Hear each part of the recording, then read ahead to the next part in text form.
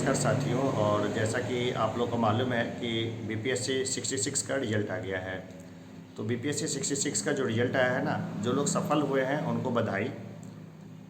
जो मेरे संपर्क में जो छात्र थे और जो कि बिल्कुल हमारे बहुत क्लोजली एसोसिएट थे, 2 लोग हैं, उनका भी सिलेक्शन हुआ है। एक तो डीएसपी बन गए हैं, उनको भी बधाई।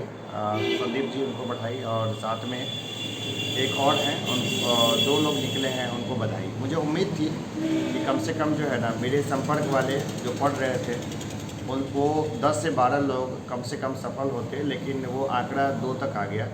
बहुत सारे ऐसे लोग थे जिनसे मुझे उम्मीद थी कि वो आराम से फाइनल कट ऑफ में वो देखे जाएंगे, लेकिन दुर्भाग्य से वो प्री में ही उनका रिजल्ट नहीं हुआ था। बीपीएससी 66 का आप जानते हैं कि कट ऑफ बहुत ज़्यादा हाई गया था।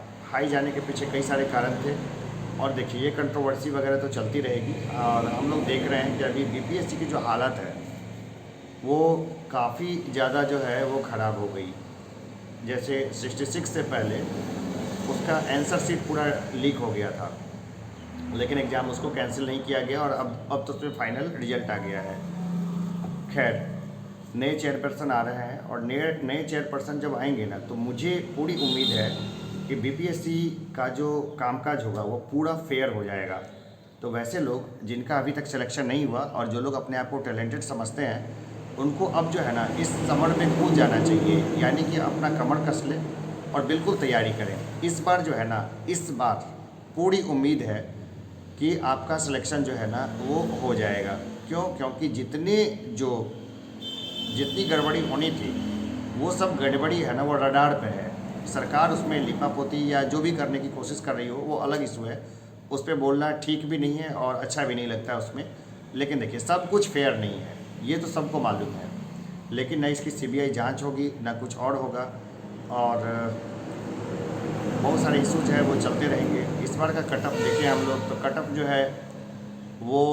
है वो नॉर्मल ही गया है। लेकिन जिस तरह से बीपीएससी 64 वाले कॉपियों में हमने जांच शुरू की थी, मैंने पर्सनली भी और हमारे साथियों ने, जो कि देखा था कि बहुत सारे मार्क्स को कट करके कम किया गया था, या 12 है या 15 है मालूम नहीं चल रहा था, और बहुत सारी चीज़ें उसमें की गई थी। इसके बाद उसके ऊपर हम जानते हैं कई लोगों ने केस वेस भी किया हुआ है, खास करके रिजर्व लिस्ट को लेकर के, या नॉन जॉइनिंग सीट्स के लिए। सब लोगों को मालूम है कि अभी जो है अधिकारियों की मैक्सिमम पोस्ट है वो खाली है। कई सारे क्षेत्र में अधिकारी मिलते नहीं हैं, जिसके कारण कुछ अधिकारियों के ऊपर काम का काफ़ी बोझ होता है निचले स्तर पर, और उस बोझ के कारण न चाहते हुए भी जो है एक करप्शन को बढ़ावा मिलता है। अगर अधिकारी प्रॉपर होंगे, सही से होंगे, उनको काम के घंटे अगर फिक्स होंगे, इन फाइनाइट टाइम तक उनको काम नहीं करना पड़ेगा, तो जाहिर सी बात है अधिकारी भी थोड़े ज़्यादा ऑनेस्ट होंगे। लेकिन ऐसा है नहीं। अभी जैसे राजस्व विभाग में देखिए, राजस्व विभाग में अधिकारियों की कमी है, जिसके कारण जो है बहुत बड़ी संख्या में जो है समस्याएं जो है वो उत्पन्न हो रही है, बहुत तरह की समस्याएं आ रही है। तो अगर राजस्व विभाग में अभी जो सीटें खाली है उसको आराम से वैकेंसी से भरी जा सकती है, और वो वैकेंसी को लेकर के पूरी प्रक्रिया भी हो चुकी है। एनसीबीसी ने, national commission for backward class ने वेटिंग लिस्ट को लेकर आदेश भी दिया था, लेकिन उसको माना नहीं गया। तो ये मान के हम चल रहे हैं कि हमारे यहाँ जो संस्थाएं हैं वो प्रॉपर वे में काम नहीं कर रही है, या फिर उनके बीच में कोऑर्डिनेशन नहीं है। तो ये चीज़ अपनी जगह पर है। 66 में जिनका सिलेक्शन हो गया उनको बधाई।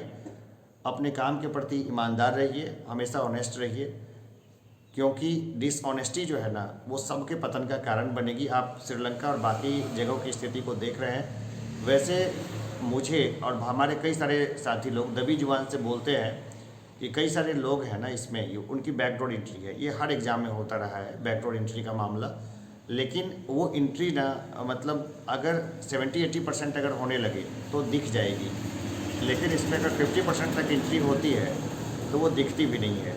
खैर, जो भी हो, आगे सब लोग अच्छे बने रहिए, ईमानदार बने रहिए। जिनका सिलेक्शन हुआ है, जो हमारे सर्किल में जिनका सिलेक्शन हुआ है, वो लोग अपने संघर्ष के दिनों को मत भूलिए। याद रखिए कि आपके संघर्ष में मैं आपके साथ शामिल था, और हमने कसम खाई थी कि हम अपनी पूरी लाइफ, भले कितना भी करप्शन हो, हम लोग पूरी तरह से ऑनेस्ट रहेंगे, और ऑनेस्टी के साथ अपने प्रदेश को और अपने देश को आगे बढ़ाएंगे। तो अभी के लिए इतना ही, फिर हम लोग आपस में बातचीत करते रहेंगे।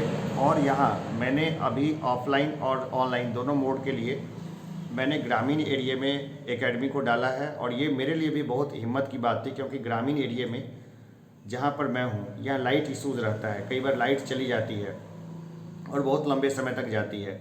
छोटी मोटी सुविधाओं के लिए हमें बहुत संघर्ष करना पड़ता है, लेकिन यहाँ पर भी मैंने प्रॉपर वे में सारी सेटिंग की है और यहाँ से रिजल्ट जो है ना देने का मेरा इरादा है। यहाँ से जो लोग एसोसिएट हैं उनका रिजल्ट ज़रूर होगा, क्योंकि मैं जहाँ भी रहा हूँ और जहाँ भी मैं एसोसिएट था वहाँ से लोग रिजल्ट दिए और बहुत अच्छी जगहों पर गए।